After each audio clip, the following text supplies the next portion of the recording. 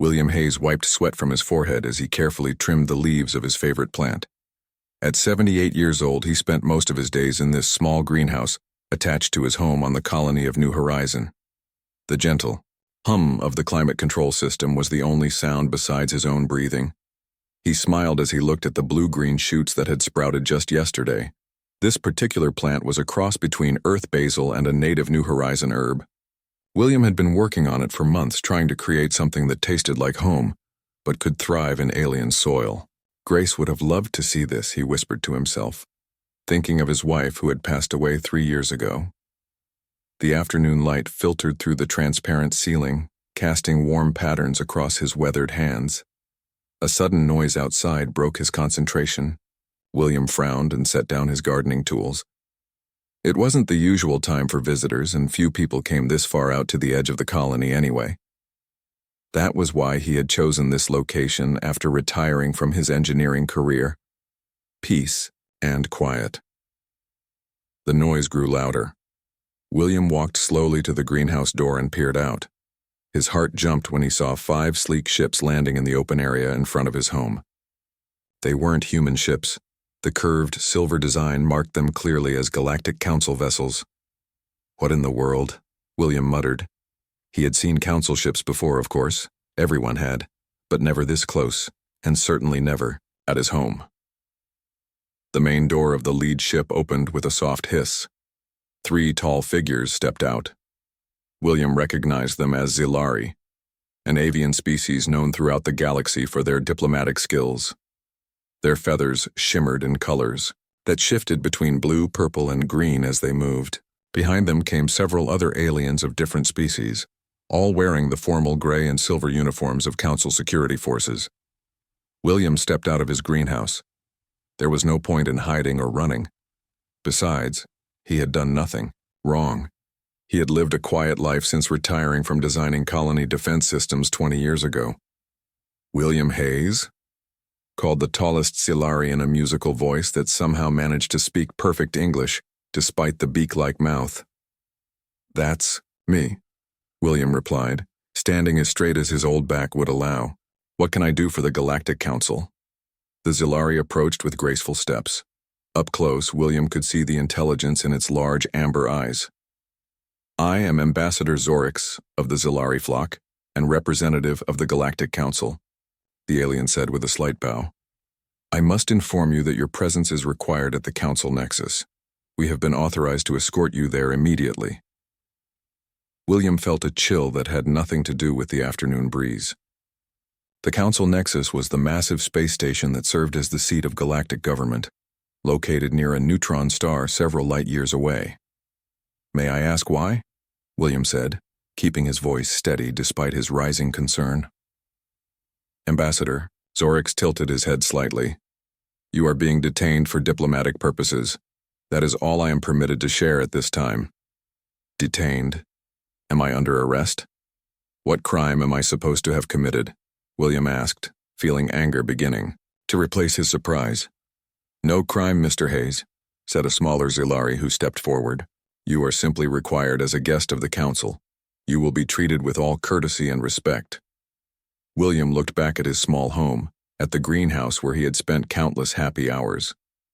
Something was very wrong here, but he saw no way to resist. The security forces had formed a loose circle around him and the ambassadors. May I at least pack some things? He asked. Ambassador Zorix nodded. Of course, you may bring personal items. One of our team will accompany you. 20 minutes later, William had packed a small bag with clothes, his wife's locket containing her picture and a few toiletries. As they passed the greenhouse on the way to the ship, he paused. Please, he said, pointing to the small plant he had been working on. May I bring that as well? It's important to me. After a moment's hesitation, Ambassador Zorix nodded. One of the security officers carefully removed the plant and placed it in a special container. As William boarded the lead ship, he heard 2 Council security officers talking quietly, not realizing he could hear them. A waste of resources, one was saying, a reptilian being with scales that caught the light. Just to pick up one old human. Orders from the High Council itself, replied the other, a being that looked almost human except for its gray skin and extra set of eyes, something to do with the human expansion negotiations. William's mind raced as he was led to a comfortable but secure room within the ship. Negotiations? Human expansion? He had been out of touch with politics since retiring, focusing on his plants and his memories, but he knew that humanity had been pushing outward, establishing new colonies and territories that the Council had once claimed. There had been tension, certainly, but why would that lead to him being taken from his home? As the ship hummed to life and lifted off, William moved to a small viewport. New Horizon grew smaller below, the colony's neat arrangement of buildings, and green spaces shrinking until they were just a pattern on the blue-green planet's surface. "What have I got to do with galactic politics?" he whispered to himself. The journey was surprisingly quick. Council ships used jump technology that William had only read about in scientific journals. The stars blurred and shifted around them, in ways that made his old engineer's mind both fascinated and uncomfortable. When they finally emerged into normal space, William gasped, despite himself. The Council Nexus filled the viewport, a massive structure of gleaming metal and crystal, arranged in concentric rings around a central hub. Beyond it, at a safe distance, pulsed the neutron star, a swirling mass of energy that somehow looked both beautiful and terrifying. "Mr. Hayes," Ambassador Zorik said, entering his room after a polite knock. "We have arrived. A liaison will be assigned to you during your stay." "And how long will that be?" William asked, still staring at the incredible view. "That depends on many factors," the Jalari replied carefully. "The Council will decide." As William gathered his few belongings, including the precious plant container, he overheard more whispered conversations among the crew. One word caught his attention and made his blood run cold: leverage. William's mind suddenly raced to his son, Christopher, whom he hadn't spoken to in nearly 5 years. Their relationship had grown distant after Grace died. Christopher had chosen a military career against William's wishes, rising quickly through the ranks of the Human Confederation forces. A horrible suspicion began to form in William's mind as he was escorted from the ship into the vast echoing halls of the Nexus. Was he here because of Christopher? What had his son become that would make the Galactic Council see an old man as leverage? The magnificent architecture of the Nexus would normally have amazed William, but now he barely noticed it. His thoughts were consumed by worry, not for himself, but for what his presence here might mean for the fragile peace between humanity and the rest of the galaxy. Major General Christopher Hayes stood with his hands clasped behind his back, staring at the holographic display of the battle space. The bridge of the Human Confederation ship Invictus was quiet except for the soft beeping of consoles and the occasional murmured report from his crew. "Sir, the Krell forces have retreated to these positions," said Commander Lisa Owen, pointing to several red clusters on the map. "We estimate they've lost 40% of their combat capacity." Christopher nodded. At 45, he was relatively young for his rank, but the past 20 years of conflict had aged his face beyond his years. His dark hair was already showing. Gray at the temples and permanent lines marked his forehead. "Have the 3rd and 5th Squadrons maintain pursuit, but tell them not to engage without direct orders," he said. "The Krell are known for false retreats." "Yes, sir," Commander Owen replied, turning to relay the orders. Christopher studied the map again. The campaign against the Krell insurgents was going well, but something felt off about their tactics lately. The Krell were usually more aggressive, more willing to take risks. This cautious withdrawal didn't match their usual patterns. His thoughts were interrupted by Lieutenant Eric Johnson hurrying onto the bridge, a worried look on his face. "Sir, urgent encrypted message from command. Your eyes only," he said, handing Christopher a secure data pad. Christopher's expression didn't change as he read the message, but those who knew him well noticed how his posture stiffened slightly. Without a word, he handed the pad back to Johnson and looked at Commander Owen. "You have the bridge, Commander. Continue operations as planned. I'll be in my quarters." The door to his private quarters had barely closed when Christopher slammed his fist into the metal wall, leaving a small dent. The pain helped him focus as he tried to process what he had just learned. His father had been taken by the Galactic Council. Officially, William Hayes was a diplomatic guest, But the message from intelligence was clear. He was effectively a hostage. The reason was also clear. The Council wanted to slow or stop human expansion in the disputed sectors of the Orion. Christopher's mind raced. He and his father hadn't spoken properly in years. After his mother died, the distance between them had grown.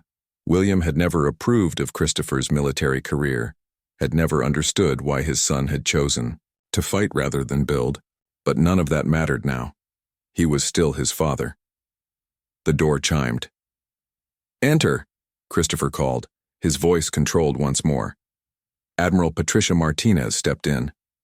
She was a tall woman with sharp eyes and hair pulled back in a tight bun. As the commander of the Human Confederation's Orion fleet, she was Christopher's direct superior. "I assume you've received the news about your father," she said without preamble. "Yes, Admiral," Christopher replied. "I request permission to organize a recovery operation." Admiral Martinez's expression was sympathetic but firm. "Denied, General. The situation is extremely delicate. The Council has significant legal standing. They've classified your father as a person of interest in relation to the boundary treaty negotiations." "That's ridiculous," Christopher said, his voice low but intense. "My father is a retired engineer who grows plants. He hasn't been involved in politics or military matters for decades." "You and I know that," the Admiral said. "But the Council is claiming they need to interview him about his knowledge of human colony defense systems. Systems he helped design 20 years ago." Christopher turned away, looking out the small viewport at the stars. "This isn't about old defense designs, it's about me. They're using him to control me." Admiral Martinez didn't deny it. "Intelligence suggests the Council is concerned about your recent victories against the Krell. They see you as the driving force behind our expansion." "What are my orders?" Christopher asked, still facing the viewport. "Continue your current mission against the Krell," the Admiral said. "Earth Command is pursuing diplomatic channels to secure your father's release. Any military action against Council facilities would trigger an interstellar incident we cannot afford." After the Admiral left, Christopher sat at his desk and pulled up all the information he could find about the Council Nexus. The massive station was essentially impregnable to direct assault. Even if he diverted his entire fleet, they would be detected long before they got close enough to attempt a rescue. But Christopher Hayes hadn't earned the nickname the Hammer by using brute force alone. His mind was already forming a different kind of plan. He opened a secure channel to Lieutenant Samantha Wright, his most trusted intelligence officer. "Sam, I need you in my quarters. Unofficial business."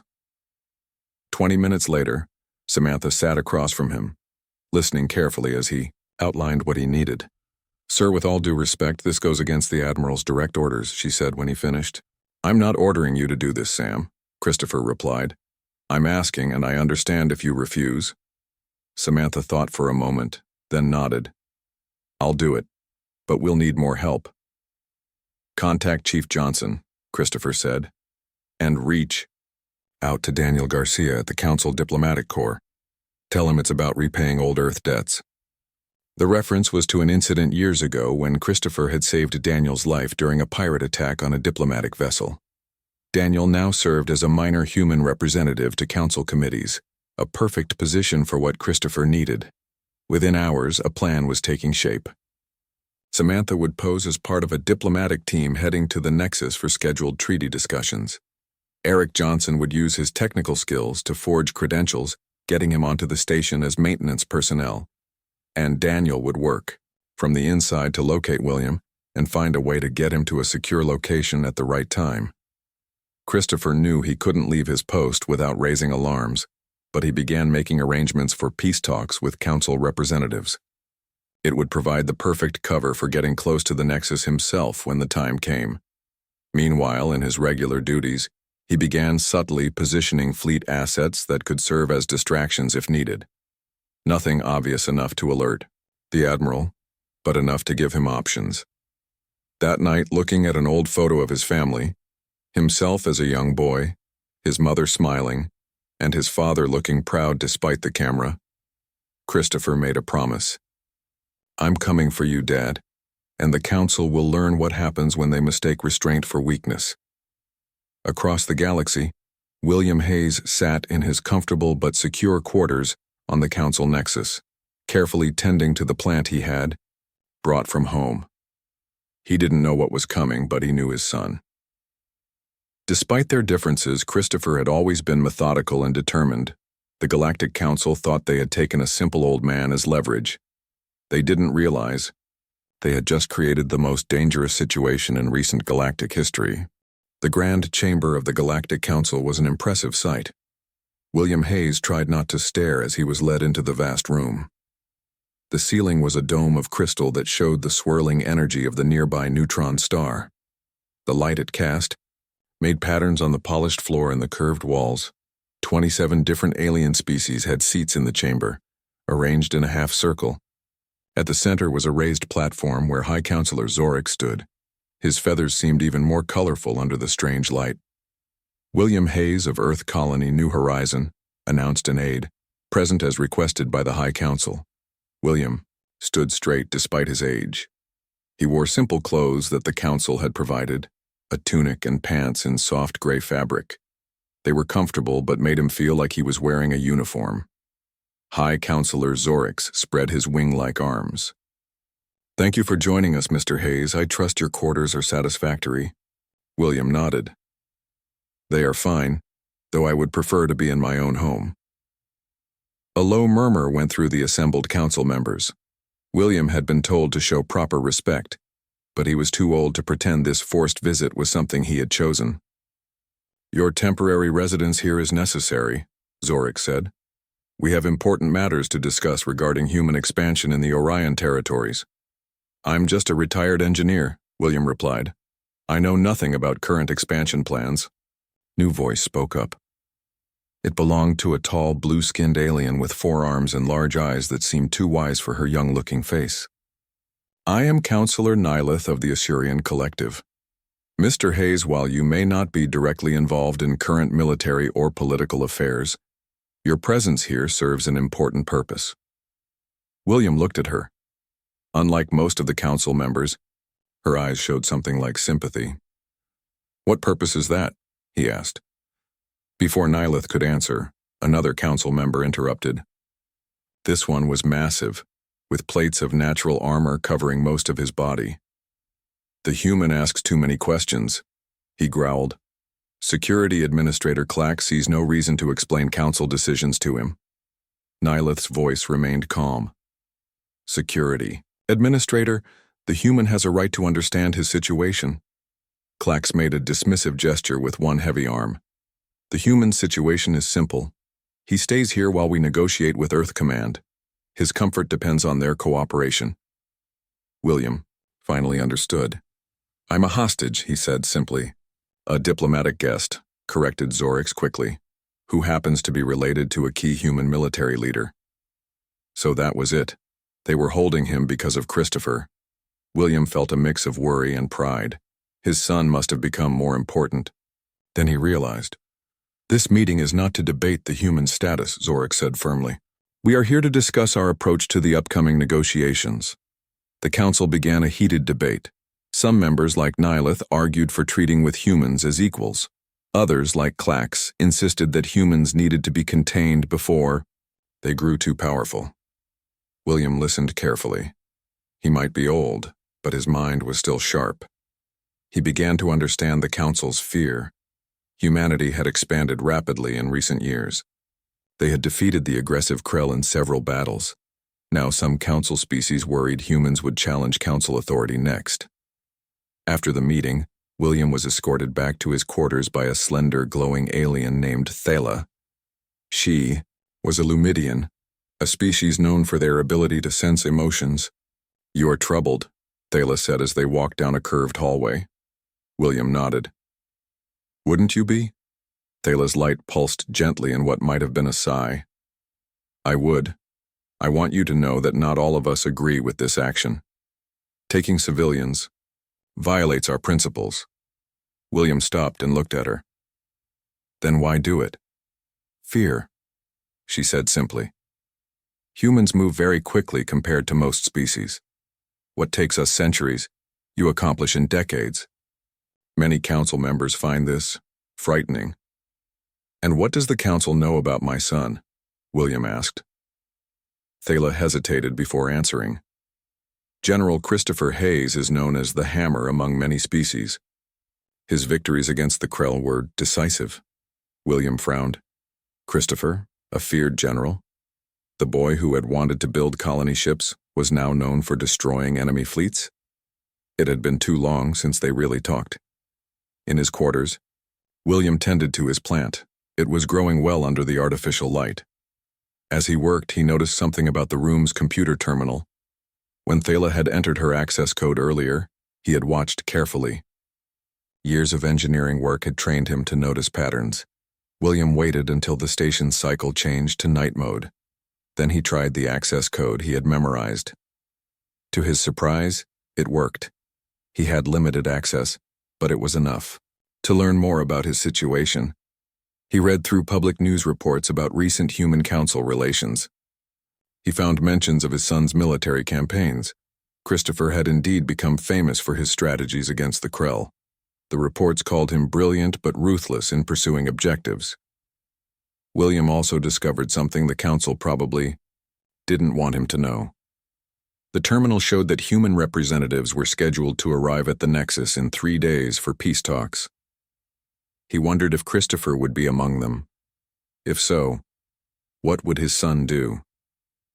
The reports suggested Christopher was not a man who would accept the council's actions quietly. Across the galaxy, Christopher was finalizing his plans. On the bridge of the Invictus, he received a secure message from Samantha Wright. "All in position, sir," she reported.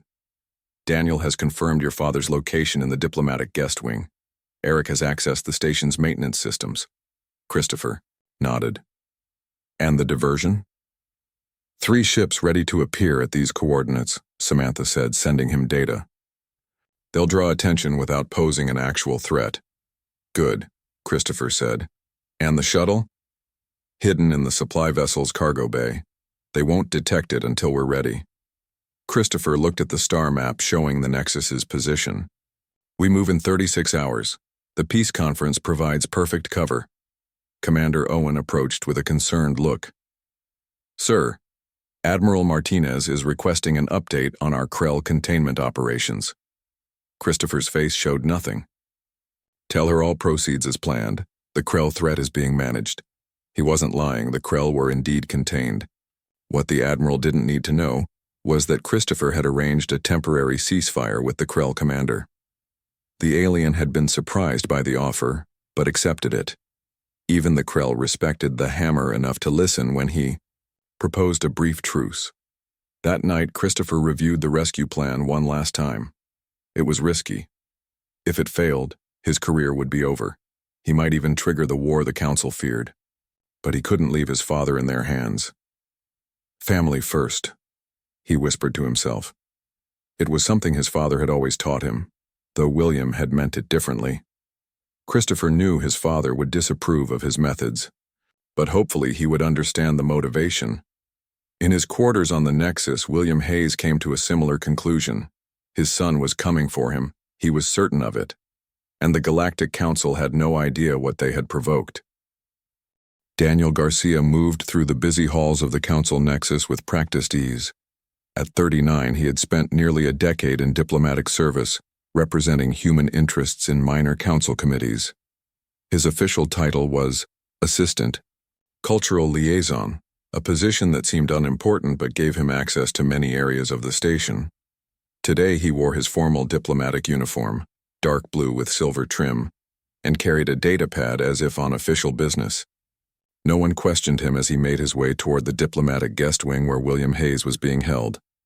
He nodded politely to 2 Zilari guards outside a particular door. "Cultural briefing for our Earth guest," he explained, showing them his credentials. "Standard procedure before the peace conference." The guards checked his clearance and let him pass. The door slid open, revealing a comfortable room with curved walls and soft lighting. William Hayes sat in a chair by the window, looking out at the stars. "Mr. Hayes," Daniel said formally, aware of the room's monitoring systems. I'm Daniel Garcia from the Human Diplomatic Corps. I'm here to brief you on tomorrow's proceedings. William turned, studying the younger man with sharp eyes. Of course, please have a seat. Daniel sat across from William and activated his datapad. As he did, he pressed a small device in his pocket that created a brief electronic pulse. The room's monitoring systems would continue to function, but would loop the last 30 seconds of conversation for the next 5 minutes. We don't have much time, Daniel said quietly. His manner completely changed. I'm a friend of Christopher's. We served together years ago. William's expression remained neutral, but his eyes widened slightly. My son sent you? Yes. He has a plan to get you out of here, but you need to be prepared. Daniel pulled out a small metal disc and placed it on the table between them. This is a locator beacon. Keep it with you at all times, starting now. William picked up the disc, which was no bigger than a coin. What's happening? Tomorrow, during the peace conference, you'll be brought to the Grand Observatory as a show of good faith by the Council.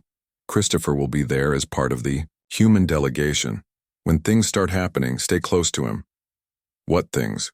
William asked. Daniel's mouth tightened. The less you know, the better. Just be ready for confusion and follow Christopher's lead. William slipped the disc into his pocket. The Council has no idea who they're dealing with, do they? No, Daniel said. They think they're negotiating from a position of strength. He glanced at his device. Our private window is closing. Is there anything else you need to know? William thought for a moment. Is anyone likely to get hurt in this plan? Daniel's expression softened. Your son has been very clear. Minimal force, no casualties if possible. He says you would want it that way. A small smile crossed William's face. Maybe he was listening to me all those years ago after all. The monitoring systems would be coming back online. Daniel stood and reverted to his formal manner. So that's the basic protocol for tomorrow's meeting, Mr. Hayes. Do you have any questions about the cultural expectations? No, I think I understand what's expected of me, William replied meaningfully. After Daniel left, William returned to the window. He felt the small disc in his pocket and thought about what was coming. Despite his age, he felt a surge of energy. He would need to be ready. On the other side of the Nexus, Eric Johnson worked on a maintenance panel in a service corridor. Dressed in the gray coveralls of the station's technical staff, with forged credentials that identified him as an environmental systems specialist, he had spent the last 2 days placing small devices at key junction points throughout the station. Section 12 complete, he whispered into his comm unit, disguised as a standard tool on his belt. Moving to Section 13. Acknowledged, came Samantha's voice. Be advised, security patrol in that area in approximately 3 minutes. Eric closed the panel he was working on and gathered his tools. He moved confidently through the service corridor, passing 2 blue-skinned Traxian engineers without incident. His credentials had been carefully crafted to withstand basic scrutiny, though they wouldn't hold up to a deep scan. In a quiet corner, he checked his datapad. The network of devices he had placed would allow him to create system malfunctions throughout the station on command. Nothing dangerous, just enough to create confusion and divide security forces. The final phase of preparation was happening, aboard the HCS Invictus. Christopher Hayes sat in his quarters reviewing the latest intelligence reports. The peace delegation would arrive at the Nexus in 12 hours. He would join them as a military advisor, a role that was unusual but not suspicious given the topics under discussion. A chime at his door announced Commander Owen. Sir, Admiral Martinez is requesting a final briefing before you depart for the Nexus. Christopher nodded. Tell her I'll be there in 10 minutes. When Owen left, Christopher secured his computer and took a deep breath. The next part would be tricky. The Admiral was no fool. She would be watching for any sign that Christopher planned to go beyond his authorized role. The briefing room was quiet when Christopher entered. Admiral Martinez stood by the viewport watching the stars. General Hayes, she said without turning around, your transport leaves in 3 hours. Are you prepared for your role in the negotiations? Yes, Admiral. I've studied the boundary proposals thoroughly. I can represent our military interests effectively. She turned to face him. I'm sure you can. What concerns me is whether you'll limit yourself to just that. Christopher met her gaze steadily. I understand my orders, Admiral. Do you? She stepped closer. Because my intelligence officers report unusual activity among your staff. Lieutenant Wright has been reassigned to diplomatic duty quite suddenly. Chief Johnson is on leave but cannot be reached, and 3 of your ships have moved to positions that would be ideal for creating a diversion. Christopher's expression didn't change. My staff serve many functions, Admiral. As for the fleet movements, we're maintaining vigilance against the Krell. They've been quiet lately, which often precedes an attack. Admiral Martinez studied him for a long moment. Your father is a good man, Christopher. I met him once years ago during the Colony Defense Project. He was brilliant, principled. He still is, Christopher said quietly. I know you want to get him back. I want that too. The Admiral's voice softened slightly. But if you take military action against the Council, you risk starting a war that could cost millions of lives. I'm aware of the stakes, Admiral. She sighed. I hope so. Because I'm trusting you to do the right thing, whatever that may be. Christopher was surprised by her words. Was she giving him tacit permission, or setting him up to take the fall if things went wrong? Either way, he couldn't change his plans now. In her office after the briefing, Admiral Martinez opened a secure channel to her own intelligence officer. Follow him, she ordered, but maintain distance. Observe only. And if he takes action, against the Council, ma'am, the officer asked. Then we'll have to be ready to either disavow him or support him, she replied, depending on what he does and how he does it. As Christopher boarded the diplomatic shuttle hours later, dressed in his formal uniform with minimal insignia, he felt the weight of what was coming. The rescue itself would be challenging enough. The political fallout could be even worse. But as the shuttle pulled away from the Invictus and set course for the Nexus, all he could think about was his father, alone in the midst of aliens who saw him as nothing more than a tool. Hold on, Dad, he whispered to himself. I'm coming. The grand observatory of the Council Nexus was the most beautiful room William Hayes had ever seen. Its massive dome was made of some clear material that showed the neutron star and surrounding space in all their glory. The swirling energies cast patterns of light across the polished floor where representatives from a dozen species gathered for the peace conference. William sat quietly in his assigned place, a row behind the main council members. He wore formal clothes they had provided, a simple but elegant tunic in soft gray. The small tracking disc Daniel had given him was hidden in his pocket. His heart beat faster as he watched the doors, waiting for the human delegation to arrive. The other side of those doors, Christopher Hayes stood with the diplomatic team. He wore his dress uniform with minimal decorations, trying to look like just another military advisor. Only the subtle earpiece connected him to his team scattered throughout the station.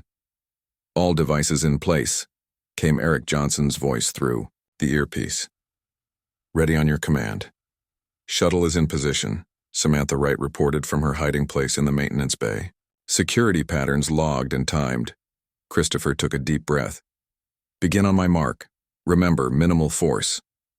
The doors to the observatory slid open, and the human delegation entered.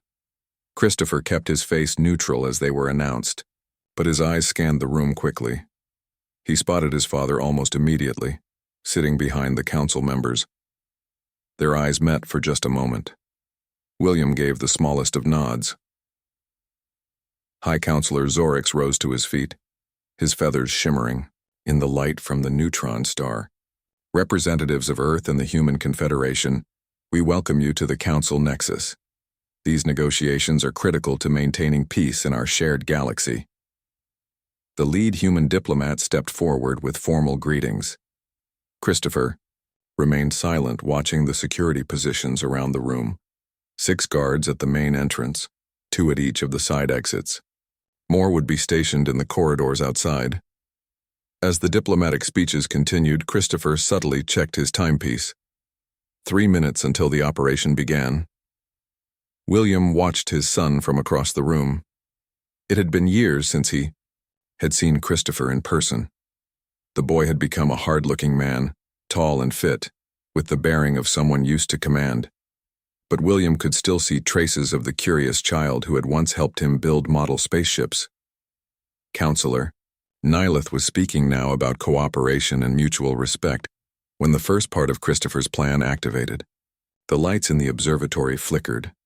The holographic displays showing trade routes and territorial boundaries sputtered and died. Minor technical difficulty, announced a staff member. Systems will restore momentarily. Christopher pressed, his hand to his ear as if adjusting his translator. Now, he said quietly.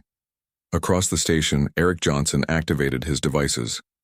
Alarms began to sound in distant sections.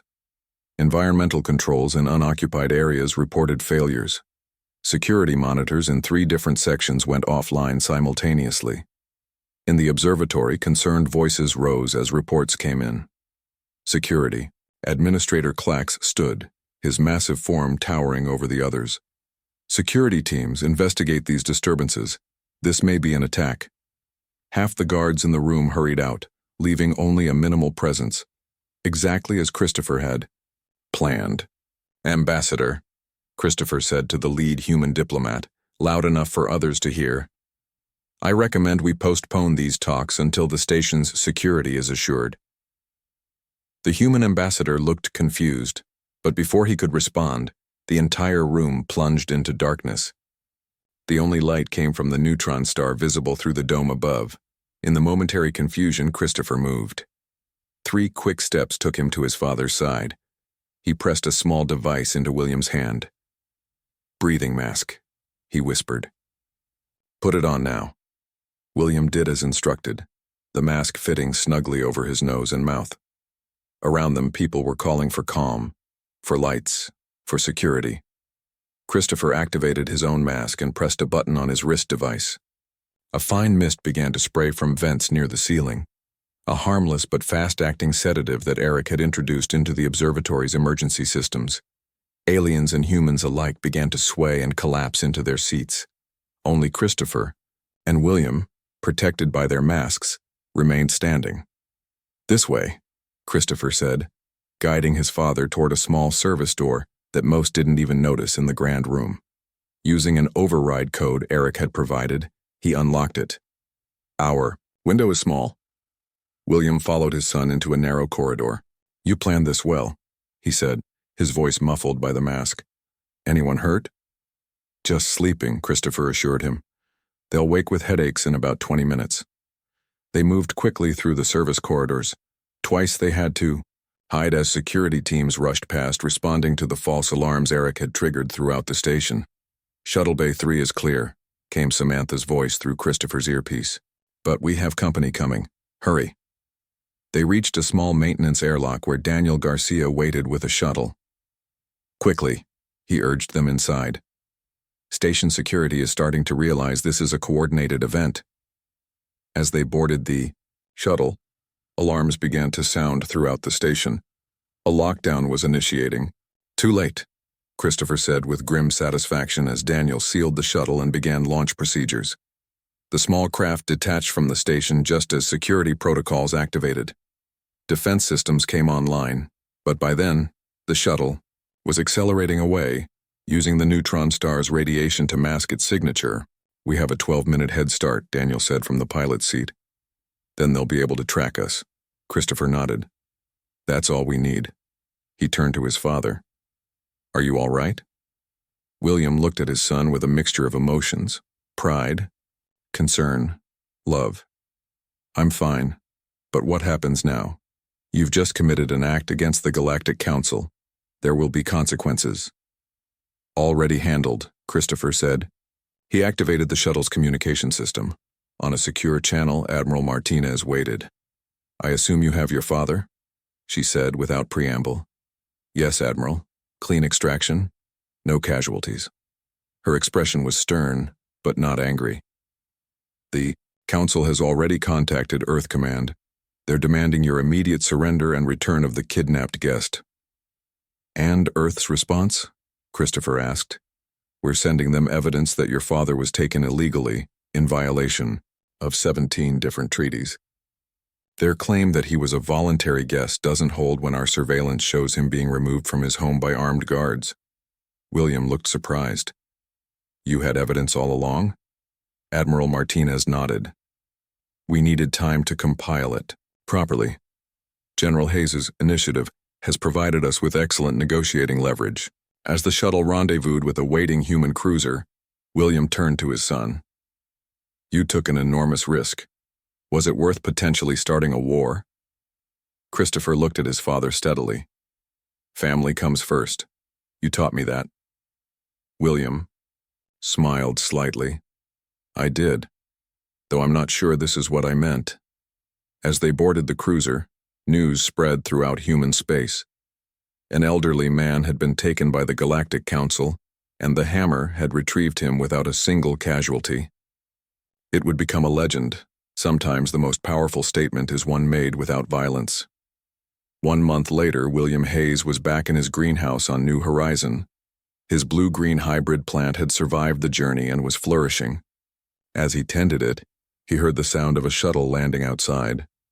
Christopher Hayes, now reassigned to oversee human diplomatic security, walked into the greenhouse. They're calling it the Hayes Doctrine, he said by way of greeting.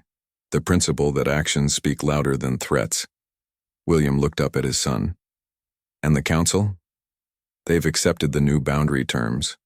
We get 3 of the disputed systems. They keep 2. And they've agreed to new protocols for diplomatic interactions. William nodded. And you? Are you satisfied with being a diplomat now instead of a warrior? Christopher looked around the peaceful greenhouse. I'm learning to appreciate building instead of destroying. It's slower but lasts longer. He paused. You might have been right about a few things. William smiled. Only a few. As father and son shared a rare laugh across the galaxy, the Galactic Council was learning an important lesson about humanity. Their family bonds made them dangerous not because humans were inherently violent, but because they would cross stars. To protect their own, preferably without firing a shot, but unhesitatingly if necessary.